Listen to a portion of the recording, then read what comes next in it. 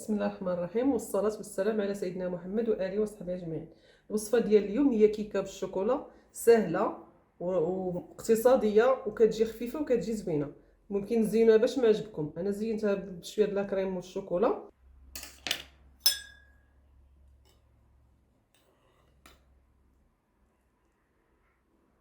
نتوما شتي كتجي زوينة وكتجي خفيفة.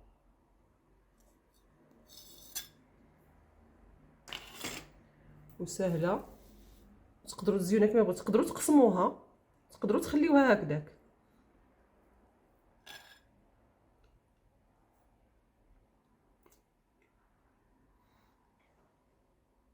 ويلا على بركة الله نمشيو للوصفة.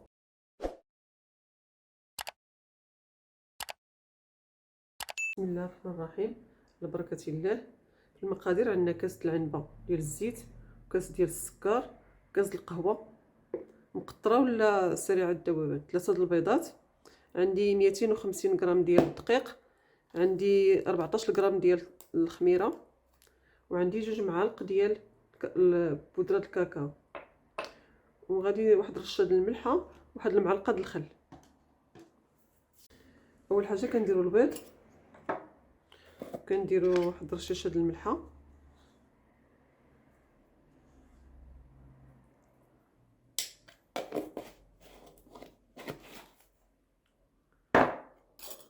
كنديروا السكر،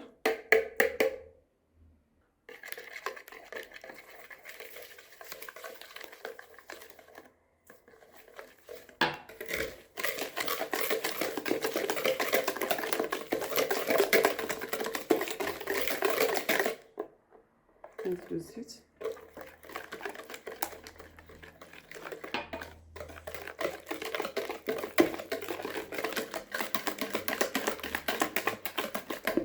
كنزيدوا القهوة،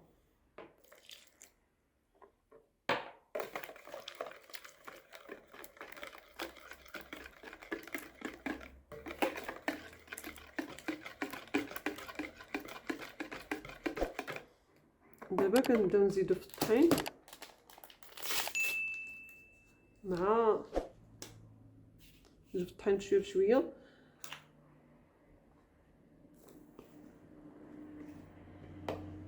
نزيدو عليه بودرة الكاكاو كلها، يكونوا مغربلين من الاحسن، غندخلو شويه بشويه.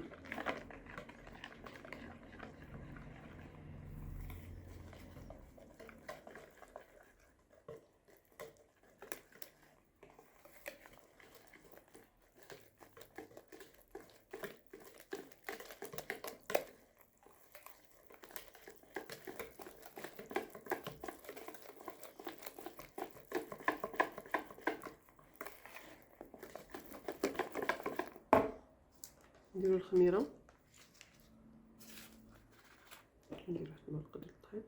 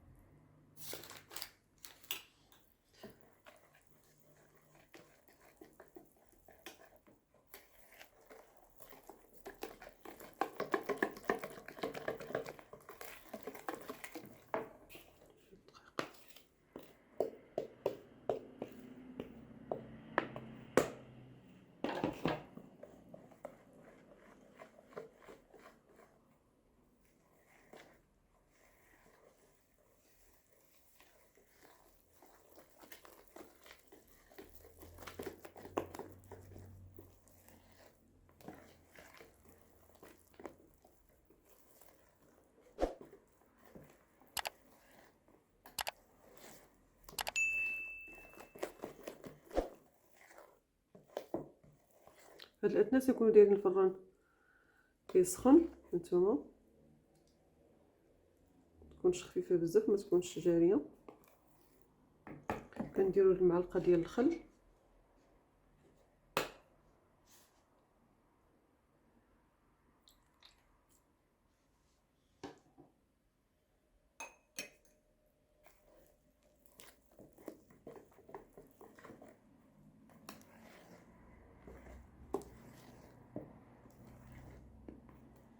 نديروها في المول.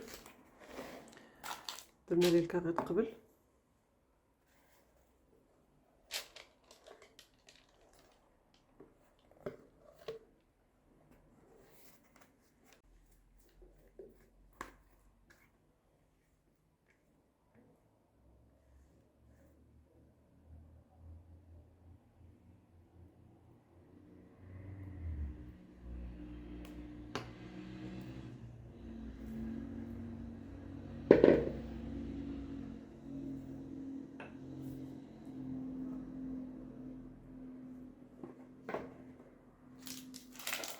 نقادوها وندخلوها للفران على 180. هنا عندي واحد الكميه ديال الجبن كريمي مع كريمه. شاط ليا من واحد الوصفه ما بغيتوش يضيع. نتوما ديروا باش شنو ما بغيتو، تقدروا ديروا كريم باتيسير، تقدروا ديروا غير شوكولا، كتجي زوينه خفيفه هي بوحدها، ما محتاجاش زعما تزين. بعد ما قديتها عندي هنا واحد 80 غرام ديال الشوكولاط، غادي ندوبهم في الميكرووند ونزيد لهم واحد المعلقه ولا جوج ديال الحليب باش ما يجيش قاصح من نجيو نقطعوها، وغادي نزين بها. غندوبها ونرجع. هانتوما بعد ما دوبتو زدت لي جوج معالق بالضبط ديال الحليب، غير باش ملي يبرد ما يكونش قاصح، يكون سهل في التقطاع. وغادي نكبو عليها.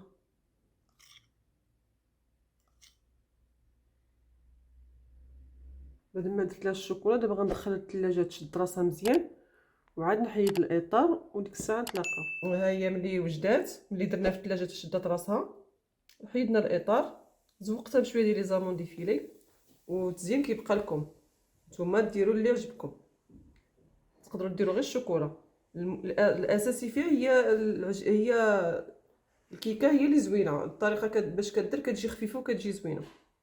ولا عجبتكم الوصفه وجاتكم سهله، نتمنوا انكم ديروها. وما تنساوش تشتركوا في القناه وتضغطوا على زر لايك وبارطاجيوها مع الاصدقاء ديالكم، ونتلاقاو ان شاء الله الرحمن الرحيم في شي وصفه جديده.